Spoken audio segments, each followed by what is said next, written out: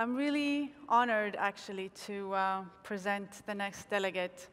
I met her today, and she's one of the most wonderful human beings I have met so far, I have to say.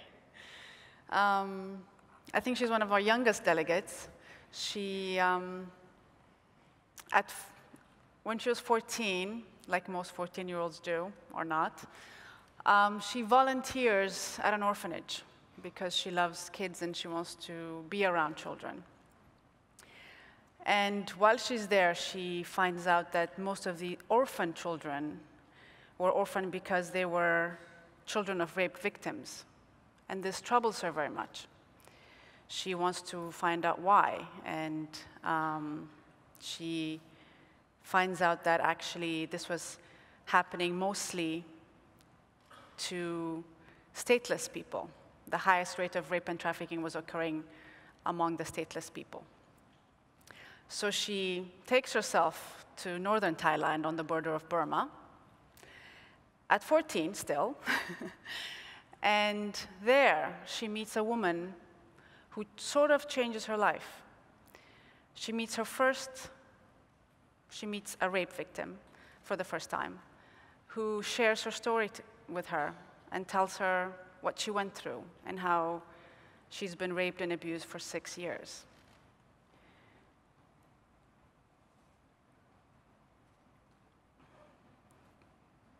This inspires her. This probably angers her, even though when you see her, you can tell that she has no anger in her.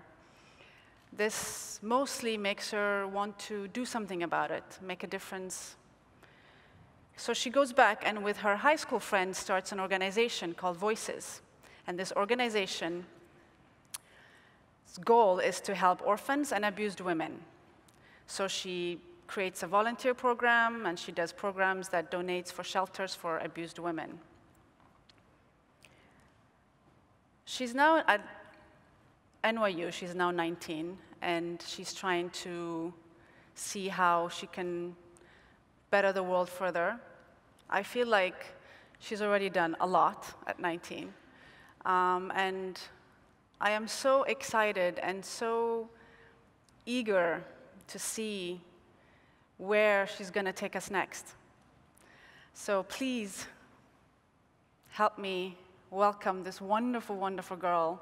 Her name is Kamolnan Chearavanont to the stage.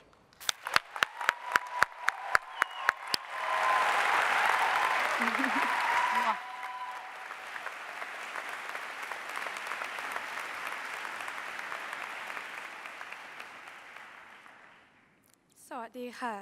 Good morning, everyone, and welcome to Thailand. When I was 14, I traveled to northern Thailand, near the Burmese border, where I met a woman who I call Sunshine, because the first time I met her, her smile just shone through me with so much strength and beauty. Yet she was abused, raped, and trafficked for several years, and recently gave birth to her second child, both children results of rape. Near the border, there are many stateless lives like Sunshine's. The Thai government will not take them, nor will the neighboring countries. There are around a reported 600,000 stateless lives roaming the streets of Thailand without any rights or protection. As a result, their understanding of life is distorted beyond comprehension. The perpetrators who abused and raped Sunshine were her brother-in-law, soldiers near the border who were supposed to assure her safety, and her then boyfriend. And when I asked her, out of curiosity as a 14-year-old, if she loved her boyfriend, who repeatedly beat her, she said yes. And she said she loved him because being beaten was better than being raped. She claimed that he saved her, and that was her definition of love. During last year's One Young World Summit, I heard Sunshine had crossed the border into Burma, where she was incarcerated. It took months to find out about her well-being, as stateless people don't have any national identifications, and all I had was her nickname. When I finally heard from her, she expressed that other than missing her 2 children, she felt safer in prison.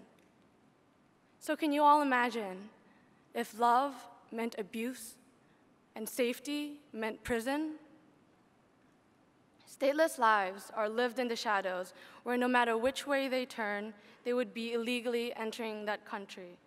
So their lives become embedded in a cycle of abuse and crime. The year I met Sunshine, I co-founded Voices organization with one of my best friends, Saurin Pumarin, with the goal to help abused women and children, specifically those stateless, to help fight for their voices and rights.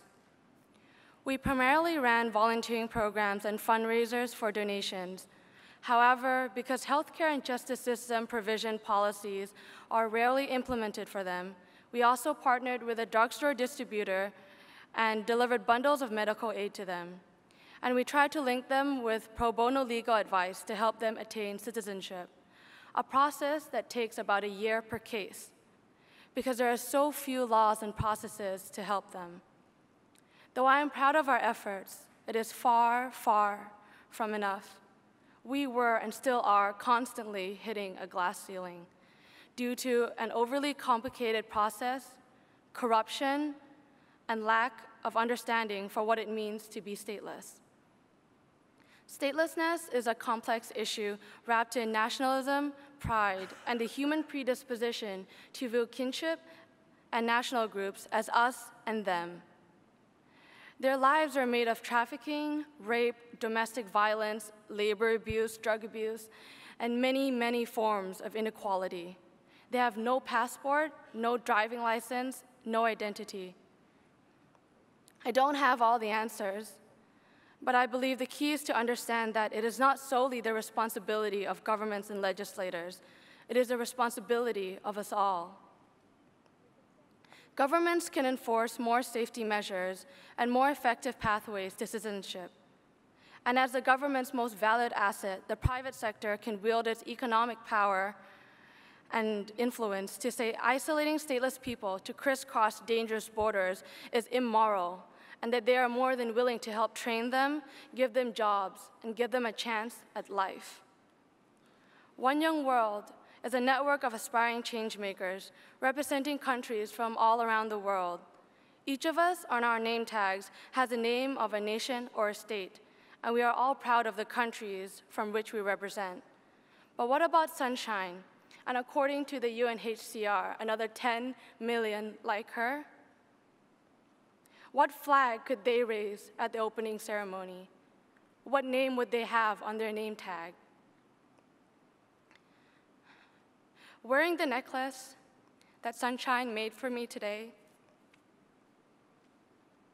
I'd like you all to challenge your governments, your businesses, and yourselves to provide the love and security we know of and strive for in our own lives by changing the laws and processes that keeps these stateless people stranded, voiceless, and unidentified. Let's not just show them justice, but teach our generation and our future generation what justice really looks like. Thank you.